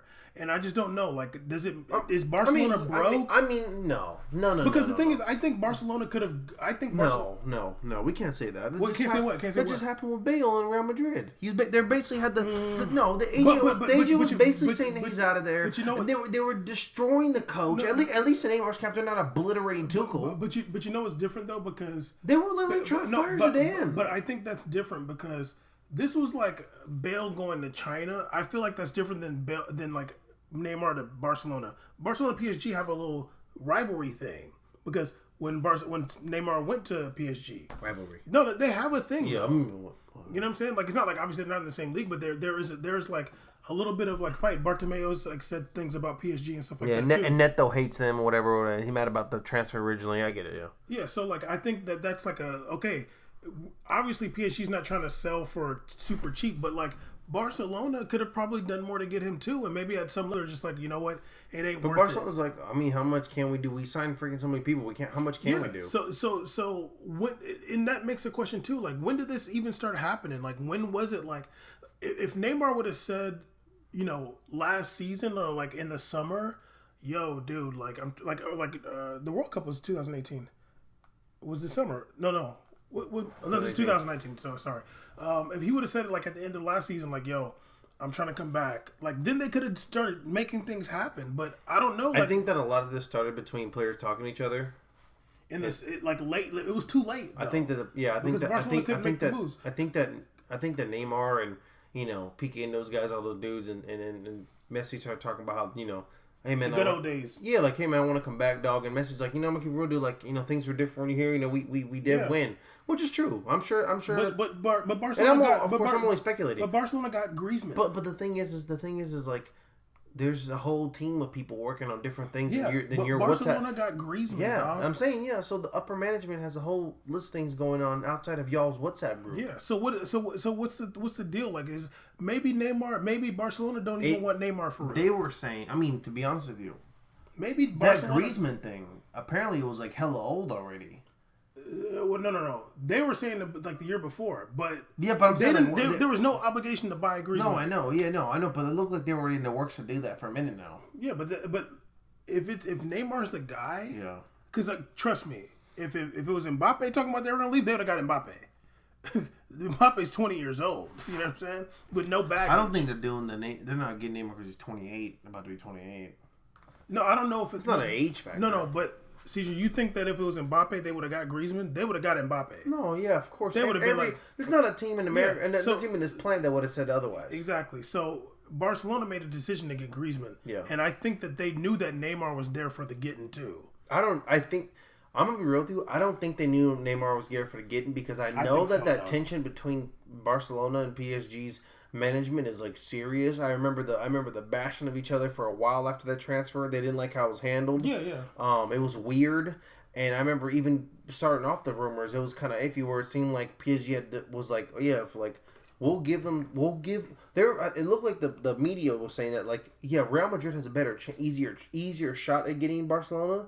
But getting Neymar, like we'll make it easier for them, but like Barcelona's working harder. But Barcelona, you're gonna have to work crazy hard for this, because we're not happy with you. Well, I think that PSG doesn't want a player, like, you ultimately don't want a player that doesn't want to be there, and also you don't want a player dictating how things are run. Yeah, no, of course, but you don't want a player that doesn't want to be there. And if Barcelona's like, I think what happened was Barcelona don't want Neymar as much as people think. And I don't know about that. And also, I don't know that Barcelona... I think PSG, if they did, they would have got him. And also, I don't know that PSG doesn't mind having a guy that doesn't want to be there. I mean, they had no problem putting Ben Arfa on that bench for centuries. Yeah, that's Ben Arfa. They had no problem putting Hesse at the bench for centuries. They had no problem putting Rabiot on the bench for centuries. It looks like they don't care about doing that. But those aren't Neymars. It looks like to me they don't care. Yeah, but those aren't Neymars, though. Because you still got to pay a salary. Neymar still ain't playing. Yeah, because he's going to leave this whole time. But Barcelona did not pull the trigger, and I think that Barcelona, if you have an inkling that there's this player that we really want, let's hold off on this Griezmann thing and let's try to get Neymar. Yeah, let's see what we can do, because Griezmann's going to be there. It wasn't no other team trying to get Griezmann for real. I don't know. Maybe Man U was. I doubt it. Man U ain't trying to get nobody. Who? Man, you ain't trying to get nobody. Yeah, I mean, so I don't know. Okay, whatever. We don't really know, but that's what I think. That's just speculation. We disagree, but that's a good disagreement. Yeah. Also, last transfer, Icardi B to PSG on loan. I don't know. I was just like, I responded to Jonathan Johnson. I was like, it seemed like somebody owed somebody a favor, because I just don't know why you need four guys that can, because Mbappe can play center forward. Yeah. I don't like him center forward, but he performed there last season. Choupo-Moting, Cavani. They have 4 goals with them. Yeah, Choupo-Moting, Cavani, still in the team. and Icardi. So you got 4 guys, like, you got 3 guys who are center forwards. And then 1 other player who can play center forward really well. Yeah. And you have a bunch of people that can play on the wing. So, like, I don't get it. Like, I was half expecting either Cavani or Choupo-Moting to be transferred out. I know that Cavani is the Cavani Inter Miami thing official? No. Okay. I mean, sometimes with stuff like that, when a player's like already predestined to go to a team, they have no problem reducing minutes for fear of injury. So someone might take a back roll, but I don't know. I just thought that I mean, at least it was a loan first. So it's a loan to buy. So I mean, it's not like you're absolutely obliged other than pay his freaking wages. But I don't even think they paid that much. I was reading it might have been just a 60-40, so they're chilling. Yeah, I don't think PSG's tripping about money really at all. But like, it's just weird. Like, I don't know. That's a very weird signing. Yeah. He probably might. How do you think he's gonna do? Can you give me an estimate of how many goals he gets in Liga? I mean, I don't know, but Icardi's not a bad player, but he doesn't run a lot. Like, no, I think he stands around. I think that Icardi's gonna realize 2 things about Liga. Oh my God, they're fast. Yeah, they're running around, dude. And it's just not the same service in Italy as you're gonna get in France. It's not the same style.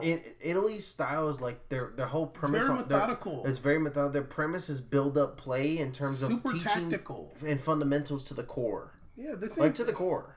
So you have guys out there dropping the most incredible passes ever to around, and a guy like Cardi who's a center forward just to the tee in that spot who likes to camp like a center. Damn right. He's gonna reap the benefits of that all the time. So he's a standing around in the box guy, and I'm like, he's definitely like a tree that moves around. Yeah, and I just don't really feel. I just feel like, I mean, maybe he can adjust his game, and maybe that just is kind of how he played then. But like, not like I've seen him play a million times. I've seen him play a few times. Like, he don't really run around a lot. And I feel like in Liga, especially like in that league, you gotta be able to. You gotta run around, dude. I don't see him as a fast break dude. I don't either. I don't feel like I'm trying to. I'm in my head. I'm like, have I really seen Icardi run? I wanted to say that too, but I'm like, damn, maybe he has, and I just sound stupid. But I kind of feel like that too. He's definitely not memorable for it. He's memorable for just putting his foot on the end of a ball. Yeah, and like getting some like really cool goals like that. But I'm like, I mean, which I'm not hating. Yeah, those aren't my kind of goals. But like, I'm like, yo, like in Liga, like, you can't just be like standing there with a center back on your butt. That's why I was shocked at the Lukaku thing. I'm like, why didn't they just do a straight up transfer? I feel like Icardi would ball out in EPL. Icardi? Yeah. I think he could. I think he'd ball out in EPL because EPL. If there's I don't know about ball out. I think he'd ball out because I've seen Peter Crouch drop a ridiculous amount of goals in that league just standing there. Charlie Austin over there at Queens Park Rangers doing his thing. So it's like these guys are not like the most athletic guys in the world. They're just be in the box. But the only reason I would say I would be surprised he would ball out in EPL is because that level of tactics in Serie A and Inter going to Man U, like you gonna be like, what's going on here? Like, yeah, but it's just these guys. He's a finisher, ball. So they can finish off a craziness. But I don't know. I've always said like Icardi is a Serie A guy. Maybe it'll work out. I mean, obviously, when he started marching, he looked weird. He's just a Serie A player, like, and that's fine. Like, that's not a diss. It's just like, yeah, like, he's gonna perform well in Serie A, but I don't know about him in a league where you gotta be doing a lot. Like, you can't just camp with somebody on your back. Like, you can't do that. Mbappe's coming, Neymar's coming. Like, these guys are running around and trying to get you involved, and like, they need you to get space for them. I don't know. We'll see, man. He might be doing that. Yeah, he might be. Who knows? He might have a trainer. Who knows? Speaking of Inter, let's go ahead and talk about your boy Lukaku. He's transferred to Inter. We've seen that. Big transfer for them. Worst intro video ever. I didn't see it. It was awkward. I don't watch that lame stuff. He got the monkey chance at Cagliari. You mean he got the welcome? Welcome to Italy monkey chance. Hey man, the bitch you missed out. So didn't his brother play in Italy? Yeah, he played for Lazio for a long time. They didn't warn him. I'm sure. Well, you know that we'll get into that in a second. Go hate, dog. Hold on. We'll get go hate, bro. We'll get into that. But he did say, because he does speak Italian, Lukaku, and he said he learned from like his brother speaking Italian. So freaking smart. Yeah, like literally, I seen him like literally speaking Italian, and this wasn't even like now. This was like some years ago. I know. I remember actually I saw a video of him like talking about telling Italian. Like, Jesus Christ, dude. Yeah, I hate you. He's so smart. So, in a away game, Inter playing Cagliari, I did watch the goals, and did see. Cagliari got in trouble before about this too, right? Yeah, they're the ones that did Moise Kean and Matuidi. Beautiful. And there's some other ones actually. The Moise Kean, which Moise Kean got in trouble for the celebration. Great. Yeah, he did. And Bonucci did blame him for it, but he didn't apologize. Yeah. He did apologize. Yeah.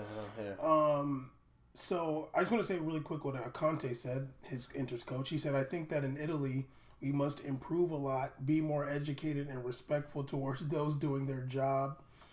In other countries, you support the team. You don't insult the opposition like this. There must be maximum respect." Yeah, I agree. There was something else. I think Lukaku had some things to say too. I want to read what he had to say after the fact. Lukaku said that as players, we need to unify and make a statement on this matter. Cagliari did also. The team itself had a statement. They said that. Oh no! What we did is bad. They said that they're in full solidarity with Lukaku and pledge to identify, isolate, and ban the ignorant individuals whose shameful actions and behaviors they are completely against. Oh, I'm sorry. They're completely against the club's values.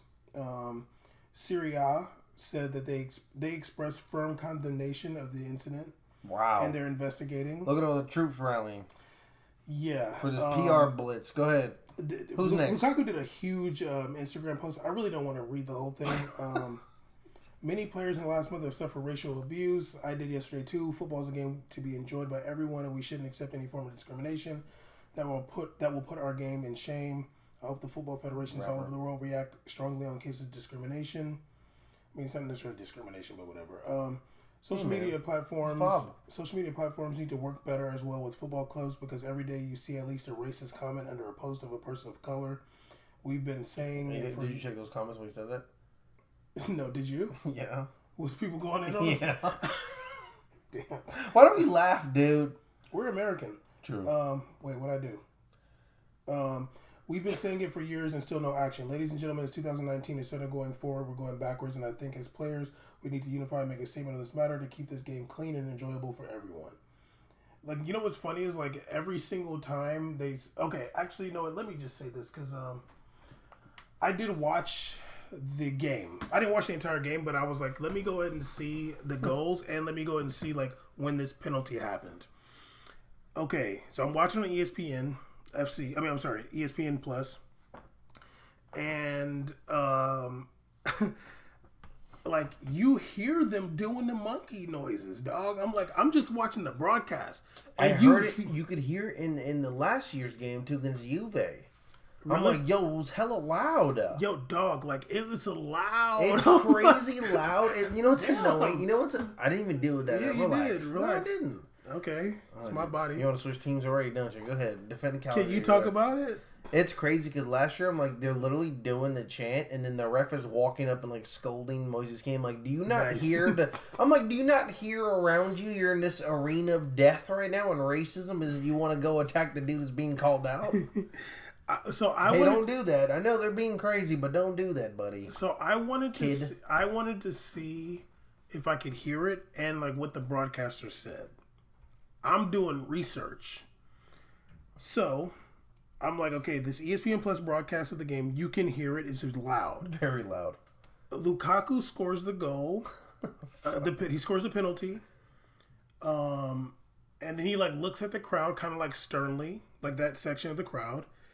The commentator says it's so before he scored the goal, he's just saying it's 2019. It's 2019. And then he says, and then when Lukaku looks, he's like, yeah, and you know why he's looking at that, looking like that at the crowd. Like, the funny thing is, like, he's like, it's 2019. I'm like, yo, dog, like, you don't think, like, every year that gets said is 2018, people. It's 2017, people. It's 2016. Like, every year they've been saying that shit. Yeah. It's 1994, people. It's 2019. We're still doing this, people. You've been saying that for every year. Like, literally. You should start saying the months. So it's like more, you can say something different. It's 4 o'clock. Exactly. It's 4 p.m. June 2019. We're still, I'm like, yo, you know how stupid you sound? Saying the year, like the year means racism should be gone? Like, are you kidding me? Okay, so I thought that was funny. I looked up what Matteo Bonetti had to say about it. He's back on Anderson, right? He was talking. No, he's not. He was talking about a lifetime ban for these people. Oh man. So, so it was funny because I'm like looking at him saying like, "Oh, there should be a lifetime ban for these people." So I'm like looking at people responding to him on Twitter. Some dude was like, if they do lifetime bans for people being racist, he's like the stadiums in Italy. He's like the stadium's gonna be empty. He said it's gonna be half empty. He said he went to see Roma versus Inter. This is his person on Twitter. He could be capping, I don't know. He said he went to go watch Roma versus Inter. He said it was thousands of monkey chants, and he was like, I was utterly shocked. He said it was thousands of monkey chants. See, I'm like, can you imagine being a sea of monkey chant? Especially you're just like some innocent little white person. Can you imagine? Like, I'm just trying to imagine, yo. If we made it to our first Serie game, we're like, oh, let's go check it out. It might be a dope experience. We walk in, it's like, okay. Whoa. See, you're gonna start doing it too. I'd be like, you're gonna start doing it with him. Dog. I'd be like, dog, literally the windows are shaking from the monkey chants right now. This is insane. Caesar, you gonna start doing it right with him. They should call this Planet of the Apes Arena. Like, this is ridiculous. Okay, you need to chill out right now. You tired and being ridiculous right now. I'm trying to imagine like this dude walking in with his kid. All right, so we're gonna watch my favorite team, Roma. You know, I was a big Batistuta fan. And, Caesar, can you imagine LeBron going there with his kids? Yeah, it's Nike has us going because both these teams sponsored by Nike. We're gonna check this game out. All of a sudden, go in there's a bunch of people jumping around pretending to fling poop or whatever. I'm like, oh my god, this is the worst. This is the worst experience ever, dude. Like, oh my god. Like, honestly, like, we're not laughing because it's funny, but it's just like... I'm literally not laughing because I think what they're doing is, like, funny. I'm laughing at just how... It's like, I'm the kind of person that when I think something's so ridiculous, I just laugh. Like, I can't even imagine myself being in that environment. It's, like, so ridiculous. Well, I also, honestly, I think that Serie thinks it's funny because they don't do anything. And honestly, like... I'm just like at this point, like nothing's gonna happen unless they do what We Made a Podcast suggested, and they do transfer bans. Also, Cagliari, like, yo, let me just say this to Lukaku and whoever else goes to Cagliari down there, Sardinia's island. Whoever else go down there, and you're getting offended by these fans. This is the same goddamn team. Some damn farmers came and surrounded the facility and made the team missed the flight because the fans went and surrounded the milk farmers. It was a milk protest. You're telling me you're freaking some super baller Gucci headband baller Porsche Panamera driving super rich mansion having dude, you're gonna let the milk farmer protest people make you mad? Don't go down there getting mad from people from Cagliari. Just don't do it. But they're doing the monkey chants. Serie doesn't care. None of these people in the media care. They're just, when it happens, they got something else to talk about. That's all it is. The only way it's gonna change is if people like stop watching. People just say, I'm not going to watch this anymore. Their ratings go down. And if you have... Because if I'm hearing guys say, we promise to ban everybody, you might as well just ban your whole damn crowd. You might as well ban the whole crowd. Well, because you know what you do? No, because you know what you do? You go, hey man, it's so deafening loud, the amount of monkey chants in here. I don't know who did it, so guess what? Look at the guy to your right. Look at the guy to your left. whoever did it or didn't do it, all y'all ain't coming no more because this can't be happening. Well, and it doesn't even make a difference anyways. That's what I'm saying. Like the ban thing is corny. Banning the fans for life. That's so. You know what that is? That's like the easy jail sentence. Oh man, well these guys are doing this. Put them in jail. They won't do it anymore. It's corny. And it's funny too because like we said when we did transfer ban, turn them damn cameras around. Once again, I would love a zoom in of a dude doing monkey chants. Once again, we don't see the culprits. What we saw, I seen the dude who did his own camera, like his own phone camera from that section. But like in the broadcast, why don't you turn the cameras around? They should have They should have a POV view of Lukaku looking at the crowd and zooming into people, looking at him in the eyes, doing that. Everybody's complicit. You know what? How about this? This is what I think. Every media person and official, you guys are all complicit until you start advocating for them turning them damn cameras around and until you start advocating for transfer bans. I don't care. Everything you're saying hasn't worked. Some dude responded to me on Twitter because I was like talking about putting the transfer ban episode because everybody's talking about it today. Some dude's like, that's the stupidest thing I ever heard. They already do whatever bans and fines or whatever. I'm like, none of that's worked. He didn't respond after that. It's some troll, whatever. If you're still talking about the same stuff they've been talking about for 20 years, you're complicit.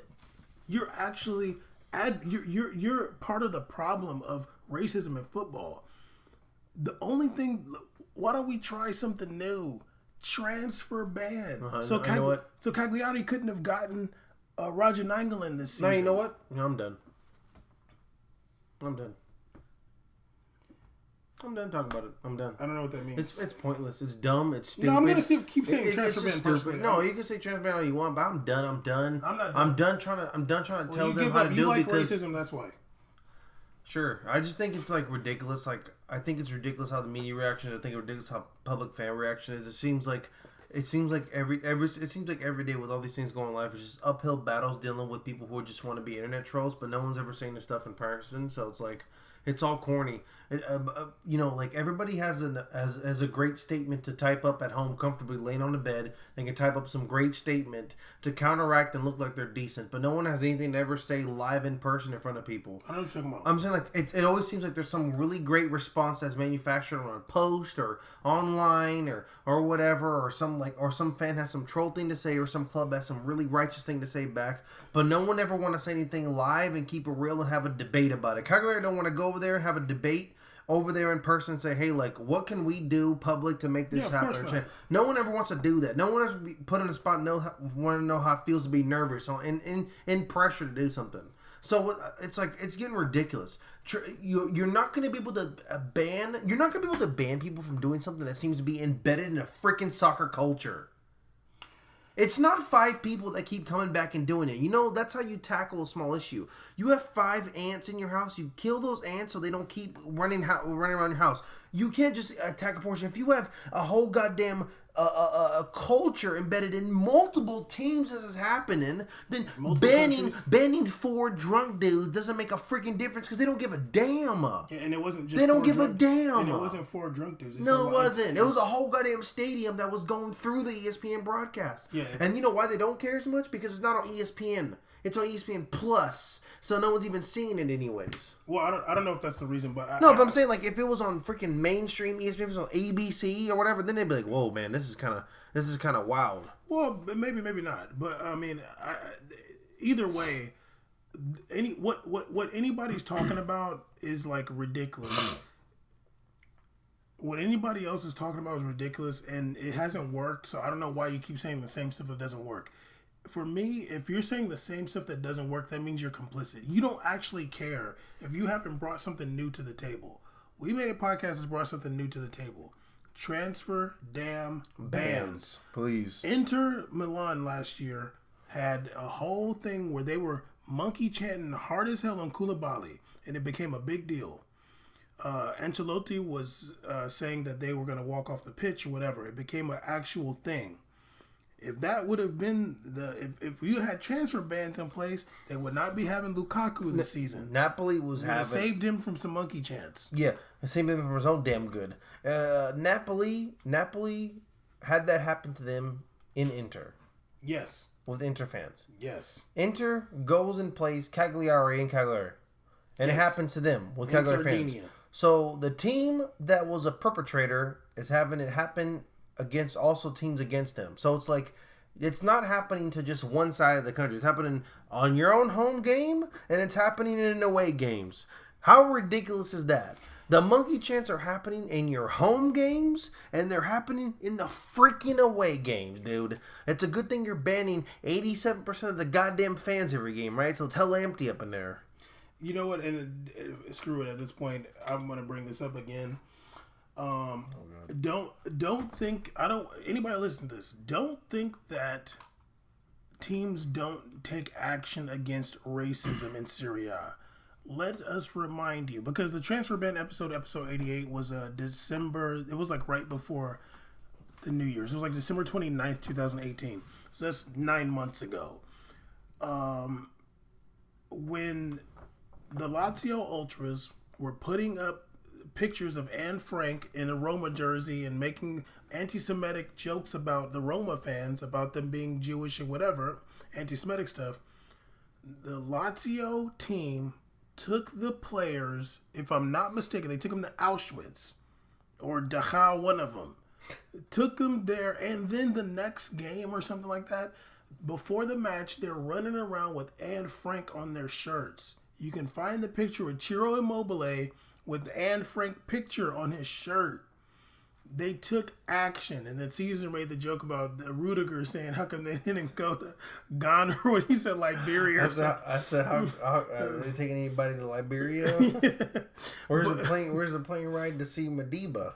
Yeah, but don't think that they haven't done that's a big deal. Now, I haven't seen that level of care about the monkey chants for the black pair. I haven't seen it.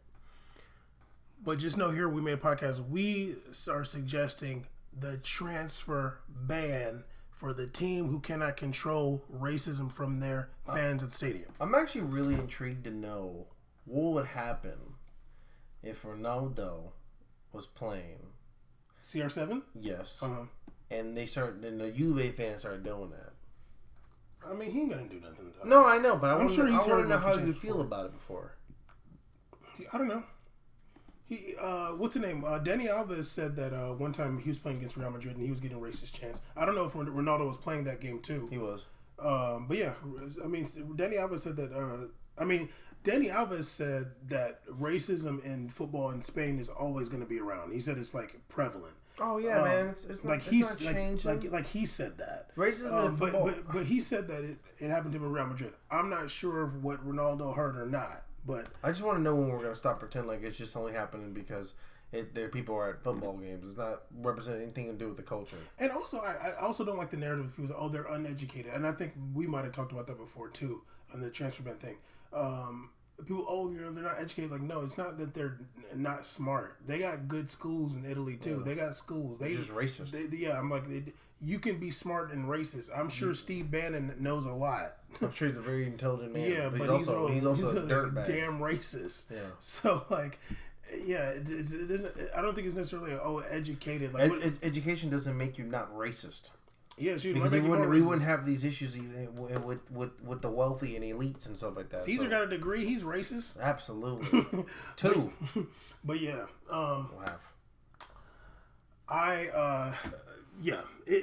You know where we stand, and I don't have a problem saying I feel like the other people that are advocating for the same solutions, you're complicit. Whatever. If you've had games all the way from the Bayern game when they had nobody in the stands because of racism, and they're still having racist chants, how are you going to keep proposing things that aren't working? Yeah, like and you're trying to sound cool. You live in a country. Man, ban them. You most likely live in a country that you vote in. Let's go. You vote for things. When things don't work, you vote for them. You want change. Why is it when you're watching sports, you keep electing to do the same damn thing about issues that aren't making a difference? You know that's funny because why don't you attribute what you do in your everyday life? You say, "Oh, this isn't working. I want to do something different." Everything you do in life. If you would you keep going to the same mechanic that keeps breaking your car every time your car keeps breaking? No, you would go somewhere different. You want to do something different to fix it. It's funny. I was listening to the League on podcast and like they had mentioned something. I think they were talking about VAR, but like they said that like most of us are like football conservatives. He's like we all kind of like are nostalgic and want things to be like how they used to be. That's a super bar. Yeah. That's so true. I was like, that's really great. That's hilarious. And then they started joking around like, no, I'm a progressive. And I'm okay, that's actually really funny. Yeah. That's a bar. Yeah, no. I'm actually subscribed to them now. Yeah, the great podcast, League on Podcast, Le Bourgeois.